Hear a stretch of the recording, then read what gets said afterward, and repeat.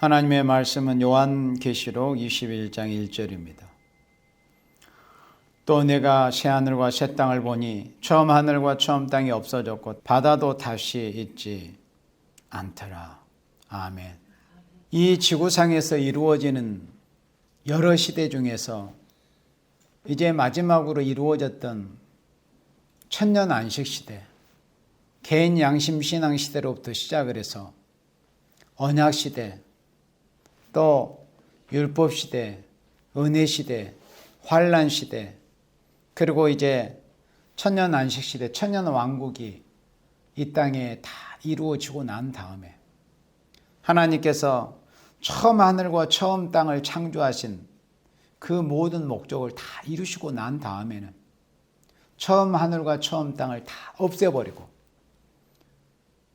처음에 하나님께서 천지와 만물을 창조하신 그 목적을 이루시는 새 하늘과 새 땅을 이렇게 하나님께서 새로이 신창조를 하시는 겁니다.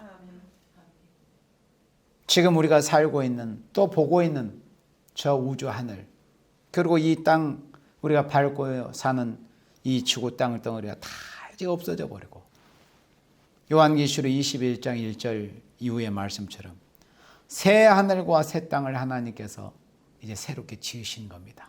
그래서 창세기 1장에서 하나님이 처음에 하늘과 땅을 창조하신 그 태초의 창조력, 그리고 그 처음 하늘과 처음 땅을 하나님께서 지으신 그 목적을 다 이루신 다음에는 처음 하늘과 처음 땅을 없애버리는 그런 능력, 그리고 또 다시 새로운 하늘과 새로운 땅을 창조하시는 이 하나님의 이 창조력, 그래서 하나님의 창조의 3대 위력이 바로 창세기 1장에서부터 또 요한계시록 21장에 이르기까지 3번이 보여집니다.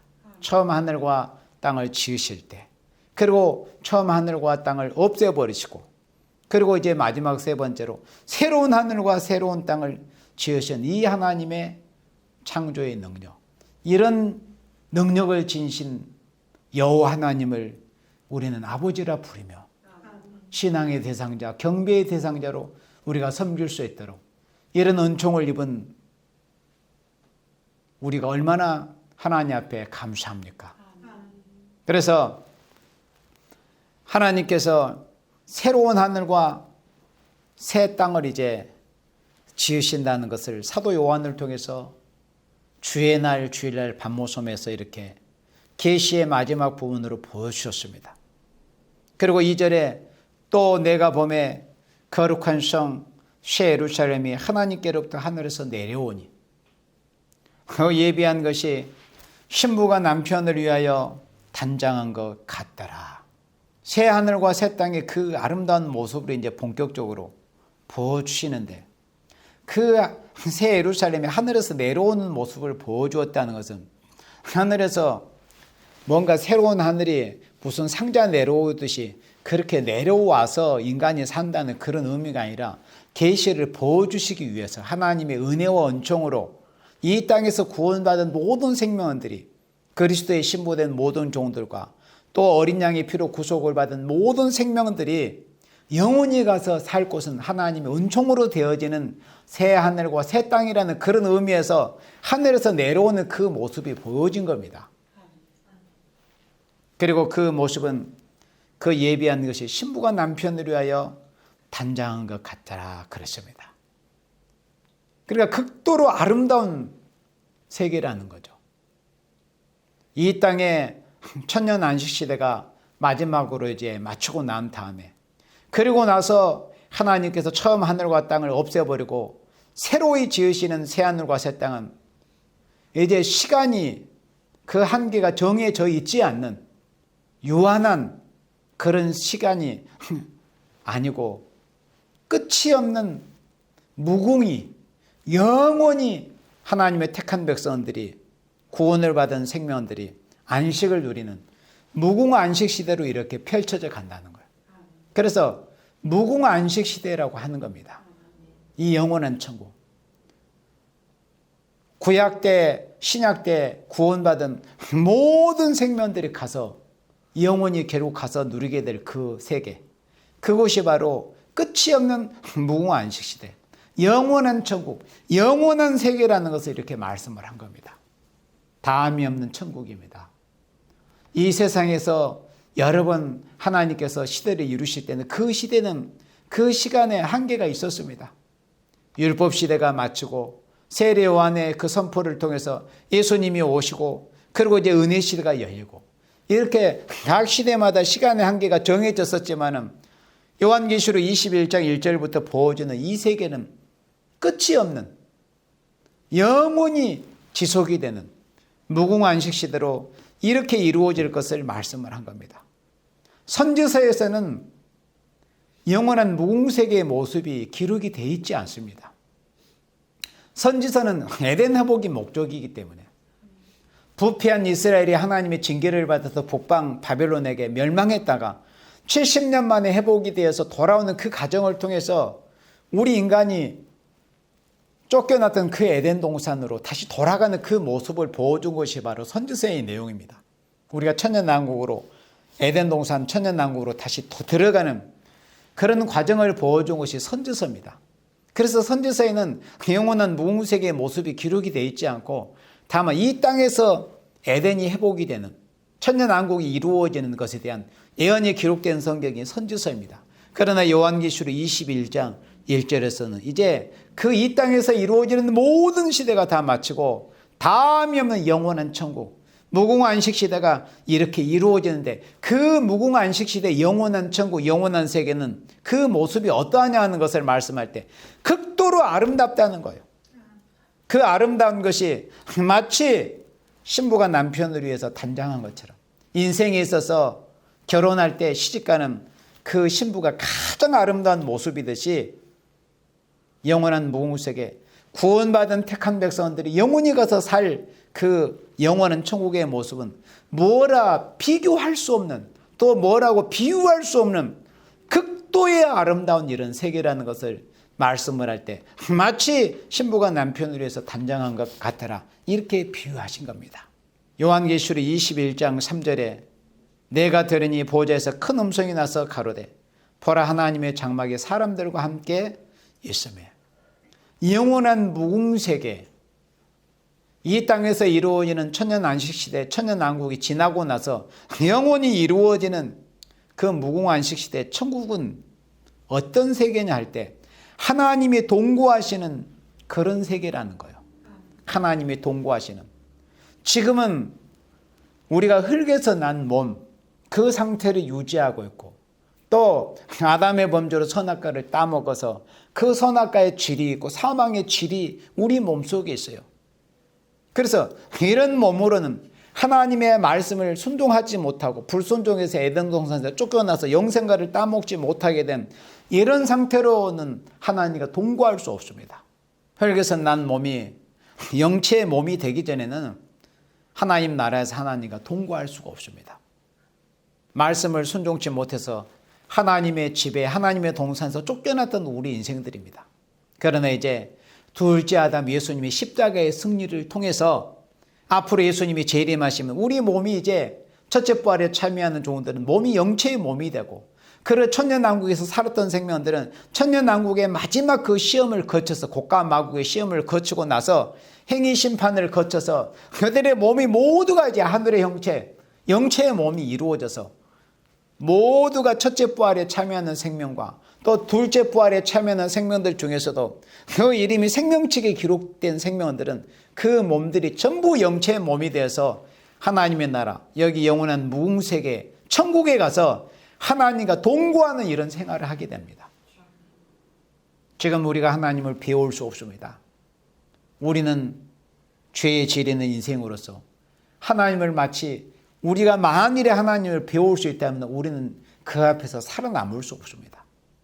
우리보다 훨씬 훌륭한 신앙인들, 다니엘이나 요한 같은 분들, 또 이사야 6장의 이사야 같은 그런 분들도 하나님의 그 거룩한 영광의 존재를 배웠을 때, 예수님이 심판하시는 재림의 모습을 배웠을 때는 환상 중임에도 꿈임에도 그들은 마치 죽은 자처럼 되었으니 우리가 만약에 예수님의 심판 주님의 모습을 지금 배운다, 우리는 살아남을 수 없습니다. 이런 몸으로, 이런 인격, 이런 몸으로.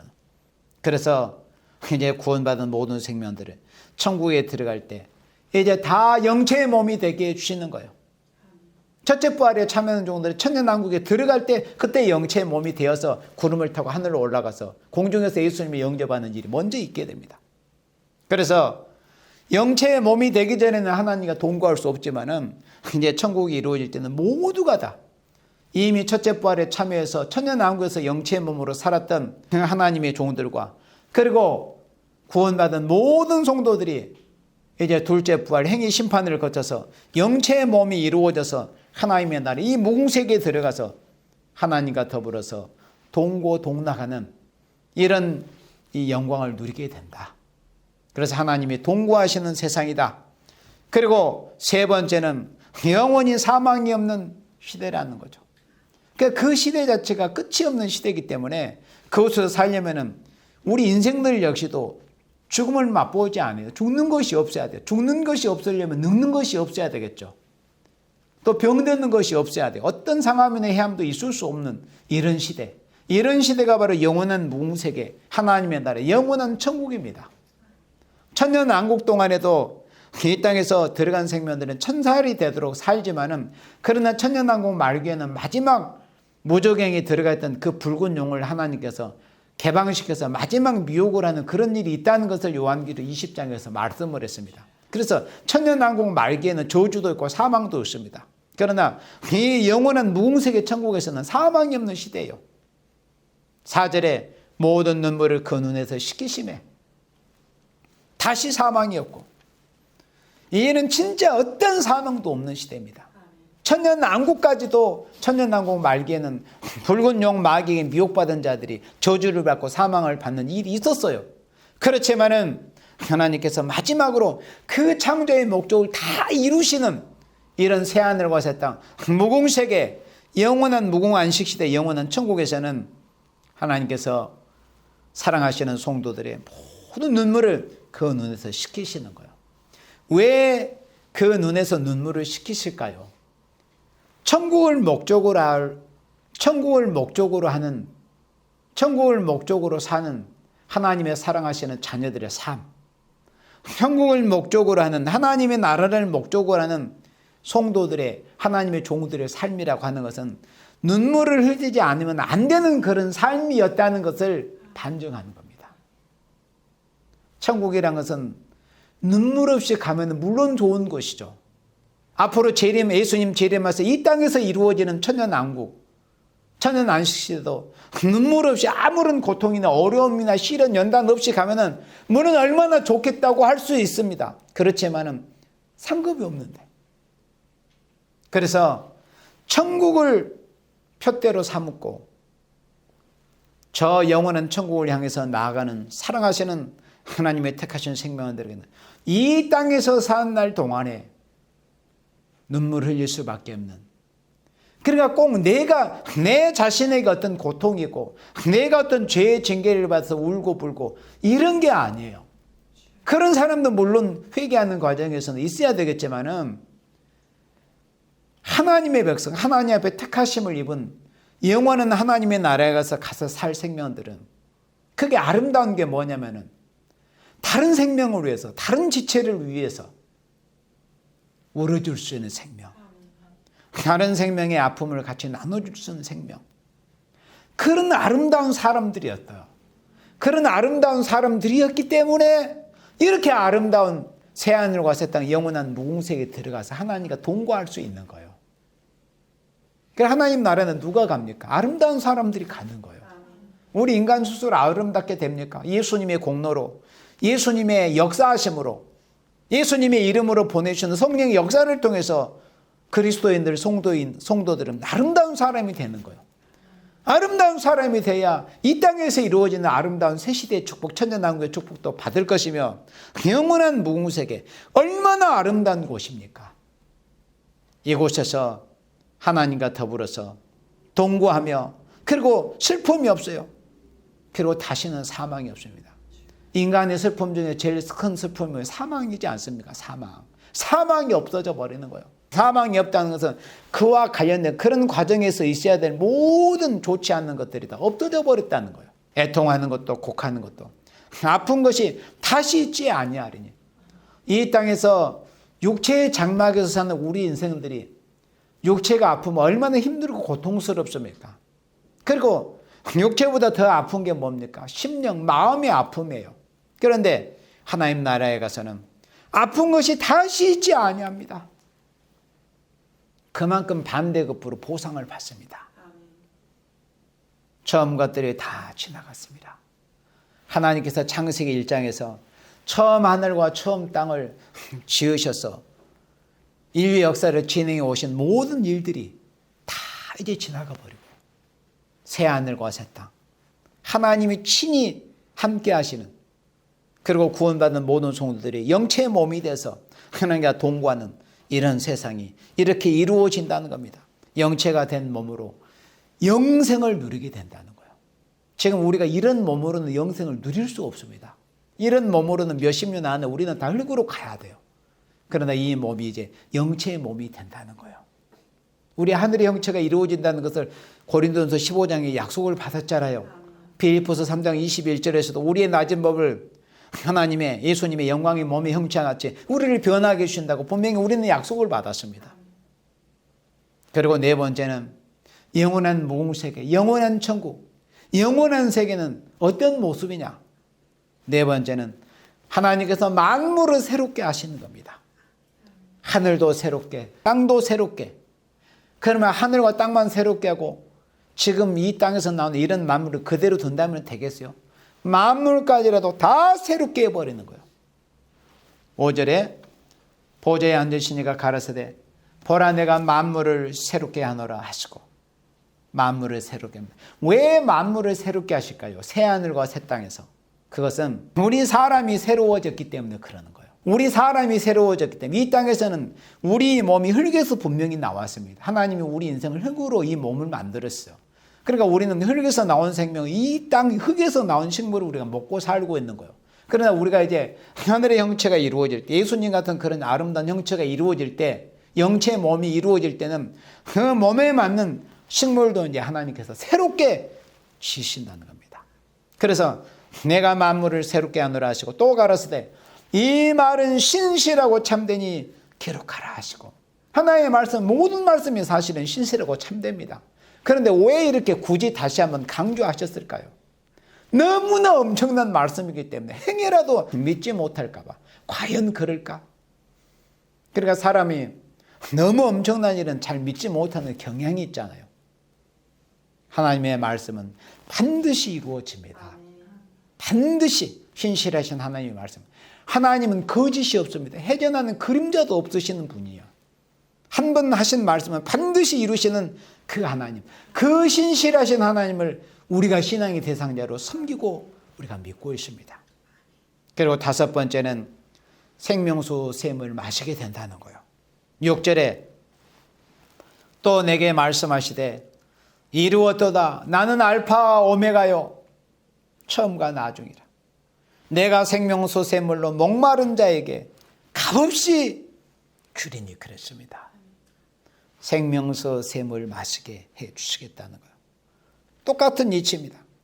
흙에서 난 몸은 흙에서 나온 물을 먹었지만 하늘에 속한 영체의 몸이 된 생명들은 그 나라에는 만물도 새롭게 하고 생명수 샘물이 이제 펑펑 쏟아져 나오는 하나님 보좌로부터 흘러내려오는 그 생명수에 강해서 생명수 샘물을 이제 마시게 된다는 겁니다.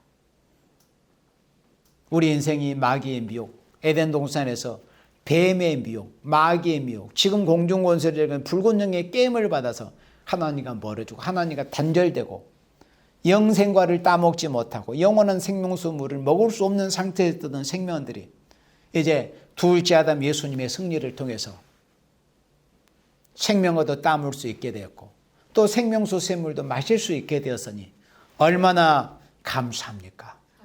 우리가 예수님의 승리로 말미암아 우리 역시도 예수님이 그 마귀의 시험 40일 금식하실 때 마귀가 와서 예수님 시험했습니다. 그때 그 세 가지의 시험을 예수님께서는 다른 방법으로 물리치지 아니하셨습니다. 마태복음 4장에서 여러분들이 보는 것처럼 예수님은 전혀 다른 방법을 사용하지 아니하셨습니다. 말씀, 성경에 이미 구약 성경에 기록된 신명기 성경, 모세오경과 시편에 기록된 그 말씀을 그대로 본문 읽듯이 말씀하시고 그 본문 읽듯이 말씀하심으로 마귀의 미혹을 물리치셨습니다. 우리가 이 시대에 마귀의 미혹을 물리치는 게 바로 다른 게 아닙니다. 하나님의 말씀밖에는 마귀의 미혹을 이길 수 있는 다른 방법이 없습니다. 그래서 우리가 말씀을 무장을 해야 합니다. 말씀에 견신갑주를 입고 말씀의 검을 가져야 돼요. 말씀의 검. 마귀의 목을 쳐버릴 수 있는, 마귀의 염통을 깨트려 버릴 수 있는, 마강한 살과 같은, 날선 검과 같은 성령의 검, 말씀의 검을 우리가 예리하게 펴서 준비해야 됩니다. 그래야 마지막 싸움에 이기고 또 이기는 싸움에 우리가 승리자가 될 수 있다라는 말씀입니다. 그 다음에 이제 여기 9절부터 보면은 어린 양의 아내가 받을 거룩한 성의 모습이 보여집니다. 영원한 무궁 안식시대, 영원한 천국, 영원한 세계의 모습을 요한계시록 21장 9절 이후에서 보여줄 때 어린 양의 아내가 받을 거룩한 성의 모습을 9절에서 7 대접을 가지고 마지막 7 재앙을 담은 7 천사 중 하나가 나와서 내게 말하여 가로되, 이 7 대접을 담은 그 7 천사는 처음에 요한계시록 15장에서 보여졌었습니다. 그리고 요한계시록 16장에서부터 이제 처음 대접을 쏟아붓기 시작을 합니다. 바로 그 천사가 그러니까 완전히 반대의 모습이죠. 한때는 요한계시록 15장에서부터 16장에서 7 대접 재앙을 이 땅에 쏟아부어가지고 이 세상이 하나님의 진노 심판을 받게 하는 데 쓰임받은 그런 천사였지만 이제 반대로 요한계시록 21장에서 이 아름다운 세계를 보여주고 소개하는 일에 이렇게 또 쓰임을 받고 있는 이런 모습입니다. 그래서 마지막 7 재앙을 담은 7 천사 중 하나가 나와서 내게 말해 가로되 이리 오라. 내가 신부 곧 어린 양의 아내를 내게 보이라. 어린 양의 아내를 내게 보이라고 하시면서 10절에 성령으로 나를 데리고 크고 높은 산으로 올라간 하나님께로부터 하늘에서 내려오는 거룩한 성 예루살렘을 보이니, 하늘에서 내려오는 거룩한 성 예루살렘을 이렇게 보여줬습니다. 그러니까 아까 이것은 처음에 제가 잠깐 설명을 했었습니다. 하늘에서 무슨 천국이 땅으로 내려온다는 의미가 아니라고 그랬습니다.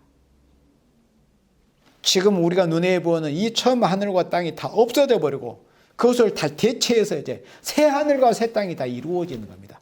새롭게 변해지는 거예요. 하나님 나라로.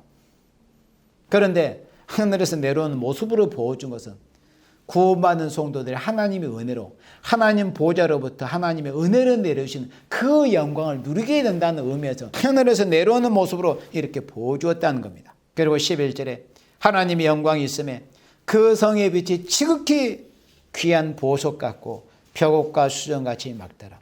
어린 양의 아내가 받을 거룩한 새 예루살렘의 도성이 이렇게 아름다운데 얼마나 아름다운가 하면은 하나님의 영광이 일단 있습니다. 하나님의 영광이 있다면 더 이상 무슨 설명이 필요하겠어요. 얼마나 아름다운 것이겠어요. 그리고 그 성의 빛이 지극히 귀한 보석 같고 지극히 귀한 보석 같다는 그 성의 빛깔이 그렇다는 거예요. 그리고 벽옥과 수정같이 막더라고 그랬습니다. 막더라. 마치 투명한 유리처럼 보석이 그런 빛깔이라는 거예요. 그 성의 빛이 새 예루살렘의 성의 빛이. 그리고 12절에 크고 높은 성곽이 있고 높은 성벽이 있는데 12문이 있어요. 천국으로 들어가는 그 성곽이 12문인데 문에 12천사가 다 쉬하고 있습니다. 그런데 그 문들 위에 이름을 썼으니 이스라엘 자손 12지파의 이름들이다. 이스라엘 자손 12지파의 이름이 먼저 보여졌었습니다. 12문에. 그리고 14절에서 보면 또 12 기초석이 있다고 그랬어요. 14절에. 12절과 14절이 이제 대조되잖아요. 12절은 12문의 12지파, 12지파는 구약의 야곱의 12 아들의 이름입니다. 그리고 14절에서는 그 성의 성곽은 12 기초석이 있는데 성곽이 12 기초석 위에 쌓아 올려져 있다는 거예요. 그런데 그 위에 어린 양의 12사도의 12 이름이 있더라. 그래 12지파는 구약을 대표하는 이름이고 12사도는 신약을 대표하는 이름입니다. 그러니까 구약 때든 신약 때든 구원받은 어린 양의 피로 구원받은 어린 양 예수님의 피로 구원받은 모든 성도들이 누릴 영원한 아름다운 이 새 도성이 바로 이 아름다운 무궁세계 천국이라는 것을 이렇게 말씀을 하시는 겁니다. 구약 때에 구원받은 성도든 신약 때에 구원받은 성도든 모두가 다 천국에 가서 영원한 영생의 영광을 누릴 수 있다. 이런 말씀이라는 겁니다. 그리고 21절에 그 12문은 12진주라고 그랬습니다. 이제 여러 그 천국의 길이, 높이, 넓이가 다 정육면체처럼 보였습니다. 12,000 스타디온이라고 그랬잖아요. 12,000 스타디온은 미터법으로 2,200km 정도 됩니다.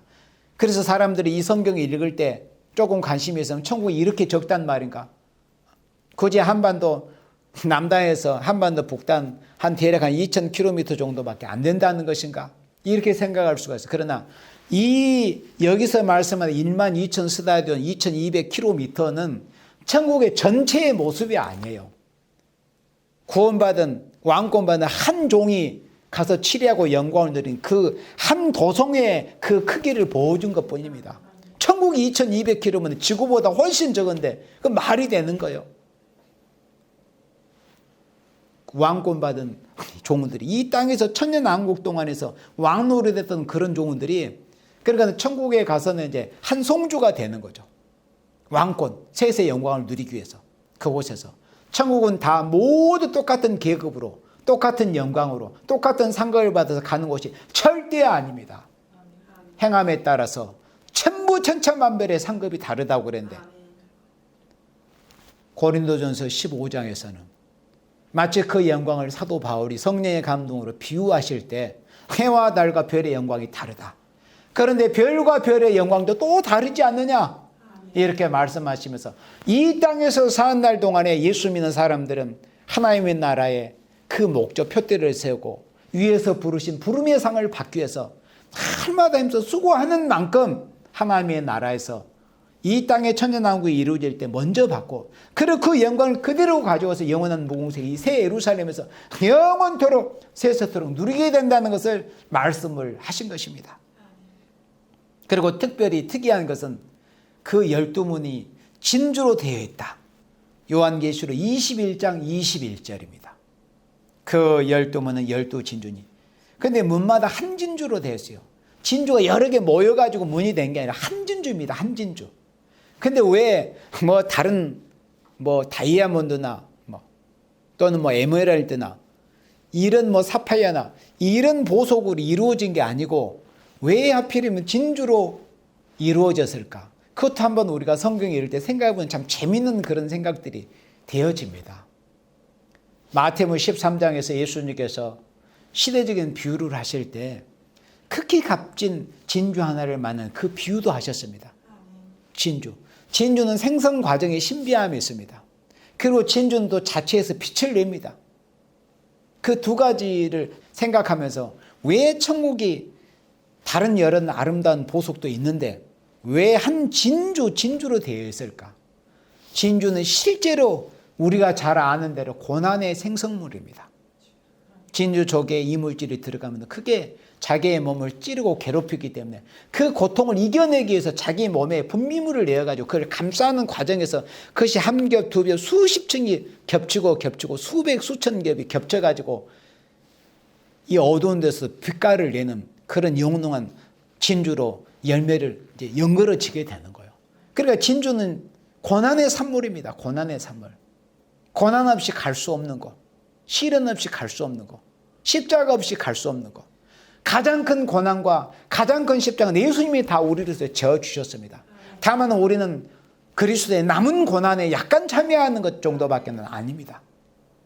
천국에는 고난이 없이는 갈 수 없습니다. 인내 없이는 갈 수 없다 이겁니다. 인내 없이는. 그리고 하나님의 나라에 가는 사람은 이 땅에서도 빛과 소금의 직분을 해야 돼요. 빛을 내는 생명이 돼야 됩니다. 맛을 내는 생명들이 돼야 돼요. 그래서 천국에 들어가는 그 입구, 천국 문이 한 진주로 되어 있다. 12진주로, 12문이 한 문에 한 진주로 되어 있다는 거죠. 그래서 행함 따라서 상급을 이렇게 받게 된다. 그 다음에 7번째는 사람마다 자기 영광을 가지고 들어가게 됩니다. 사람마다. 자, 계시록 21장 24절에 만국의 그 빛 가운데로 다니고 땅의 왕들이 자기 영광을 가지고 그리로 들어오리라. 자, 이 말씀을 이해를 하지를 못하면은 이게 무슨 말씀인고 의아해할 수가 있어요. 그렇다면은 이 땅에서 실제로 어떤 영국의 엘리자베스 2세 여왕이 이 땅에서도 뭐 60년 이상 지금 왕위에 있는데 이 세상에서 이렇게 왕 노릇을 하는 그 영광을 누리는데 그 영광을 그대로 가지고 하나님 나라로 간단 말인가? 그러면 너무 불공평하지 않습니까? 이런 생각을 할 수가 있어요. 그래서 요한계시록 20장에 천년왕국이라는 그 과정을 이해하지 못하고 믿지 못하면 이게 풀리지를 않습니다. 여기서 땅의 왕들이라고 하는 것은 요한계시록 5장 10절 말씀에 땅에서 왕노릇한다는 말씀이 있습니다. 그리스도와 성도들이 더불어서 이 땅에서 왕노릇한다고 그랬잖아요. 그리고 이사야 32장에서도 만왕의 왕이신 예수님께서 공평으로 정사하시며 또 방백들도 공평으로 의와 공평으로 정사하는 이런 일이 있게 될 것을 말씀을 했어요. 그래서 땅의 왕들이 자기 영광을 가지고 그리로 들어오는데 여기서 그리로라는 것이 어느 곳입니까? 영원한 무궁색의 천국입니다. 그럼 이 땅의 왕들에는 무슨 의미가 있어요? 요한계시록 20장처럼 천년왕국이 이 땅에 이루어질 때 지난번 그 설교 말씀처럼 지난번 첫 편에 천년왕국에 대한 그 말씀처럼 이 땅에서 천년왕국이 이루어질 때 요한계시록 20장 4절과 20장 6절에서 첫째 부활에 참여한 사람들이 거룩하고 복되다고 그랬어요.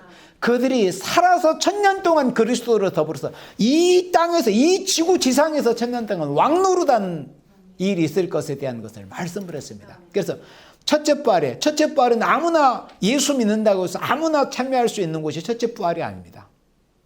주를 위해서 자기 생명을 내어놓는 생명들, 그리고 산순교적인 생명을 한 생명들, 만일 첫째 부활에 참여해서 이 땅에서 예수님이 재림하시고 이 땅에 그리스도의 왕국 천년왕국 이루실 때 천년 동안 예수님은 만왕의 왕으로, 왕 중의 왕으로 이 땅을 통치하시며 그리고 그리스도의 종으로서 자기의 생명을 아끼지 않고 주의 제단에 자신의 생명을 드렸던 첫째 부활에 참여한 종들이 예수님의 그 분봉왕으로서 이스라엘의 12지파를 다스리는 그런 일이 이 땅에서 천년 동안 이루어집니다. 그런데 천년왕국이 지나고 나서 천년왕국 유한한 시대라고 했어요. 천년이라는 시간이 딱 정해져 있어요.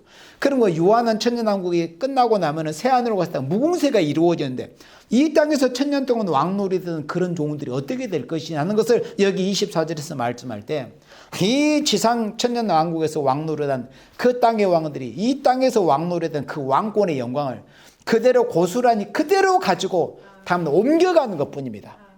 이제 이사하는 거죠, 쉽게. 영원한 무궁세계로. 이 좁은 지구촌에 조그만 땅덩어리에 있었는데 광활한 새하늘과 새 땅, 영원한 하나님의 나라로 자기 영광을 그대로 가지고 옮겨간다는 것을 이렇게 말씀을 한 겁니다.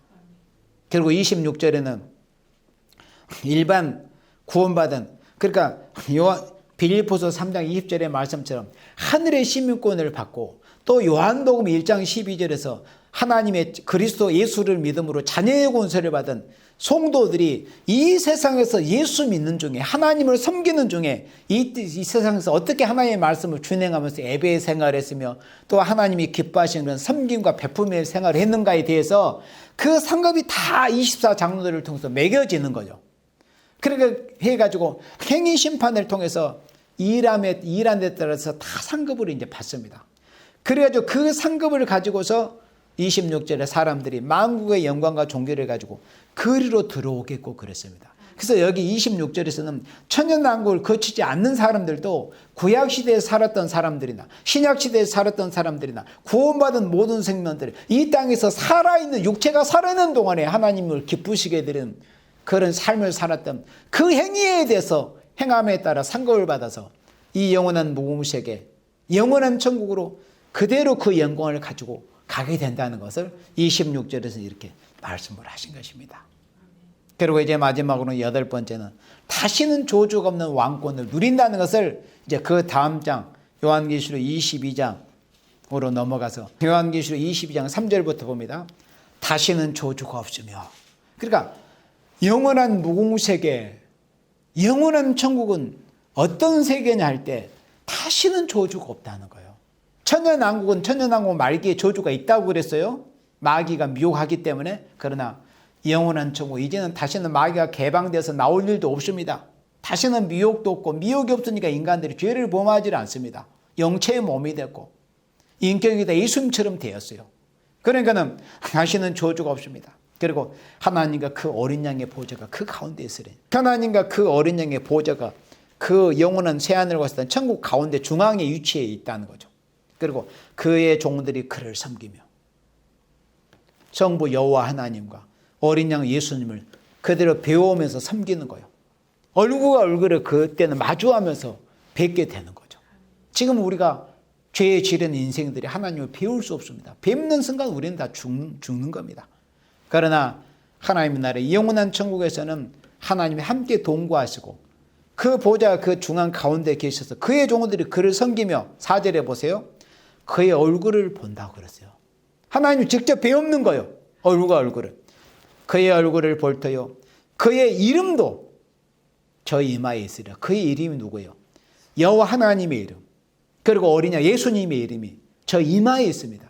요한계시록 14장 1절에 14만 4천이 어린 양 예수님을 모시고서 시온산에 오바다 성경에 왜 시온산에 강림했습니까? 에서의 산을 심판하기 위해서 계시록 14장 1절에서 시온산에 14만 4천이 어린 양 예수님을 모시고 강림한 모습이 보이잖아요. 근데 그 14만 4천의 이마에 누구의 이름이 있었어요?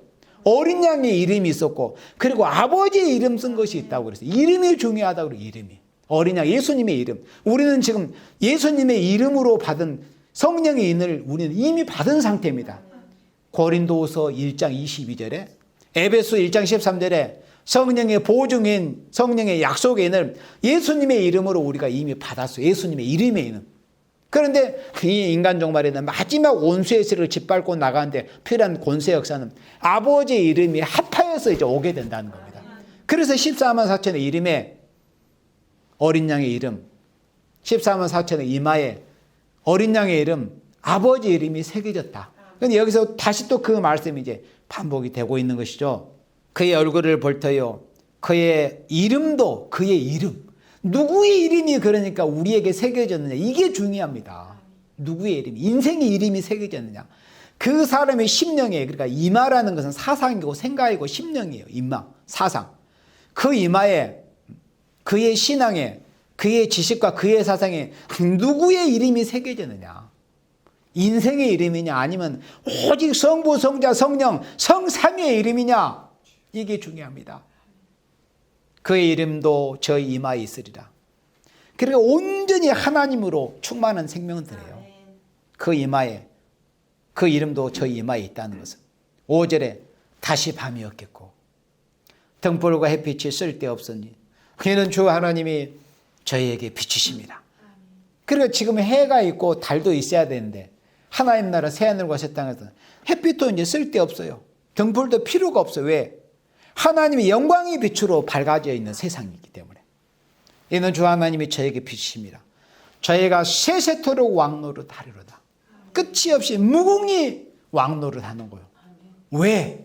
이 땅에서 사는 날 동안에 하나님의 영광을 목적하고 핍박도 감내하고 감사하고 또 수고도 헌신도 충성도 피와 땀과 눈물을 흘리는 것도 감사함으로 섬겼던 이런 종들이기 때문에 마땅히 그들은 하나님의 공의의 법에 의해서 영원히 하나님의 나라에서 세세토록 영광을 받아야 된다는 겁니다. 그래서 세세토록 왕노릇 하리로다 이렇게 말씀했습니다. 우리로 이렇게 아름다운 천국에서 영생하면서 영생체가 돼서 영생하며 이 영원한 천국의 영광을 누리게 하시기 위해서 우리를 창세전에 그리스도 예수 안에서 저와 여러분들을 택하신 겁니다. 얼마나 감사합니까? 여러분도 오늘 이 본 말씀을 기억하면서 전에 그 김진원 목사님 그 책을 읽어보면 그 감옥에 들어갔을 때 이 천국의 이 말씀을 암송하면서 위로를 받았다는 그런 감정을 제가 오래전에 책으로 보기도 하고 듣기도 했었습니다. 그리스도인들은 소망이 없으면 아무것도 아닙니다. 소망이 어디에서부터 우러나는 겁니까? 성경 말씀입니다. 성경 말씀이 하나님 언약의 말씀이기 때문에 우리 하나님의 약속의 말씀에 우리가 소망을 가지고 우리로 이렇게 영원한 세계에서 영원한 무궁세계 영원한 천국에서 세세토록 왕노릇하게 하시기 위해서 그리스도 예수 안에서 우리를 택하셨구나 하는 것을 감사하면서 주님이 오시는 그날까지 반드시 세세토록 왕노릇할 것은 멸류관을 목적하고 싸워나가서 반드시 천년왕국에서 왕노릇하고 그리고 영원한 무궁세계에서 세세토록 왕노릇할 수 있는 여러분들이 되시기를 주님의 이름으로 축복합니다. 아멘.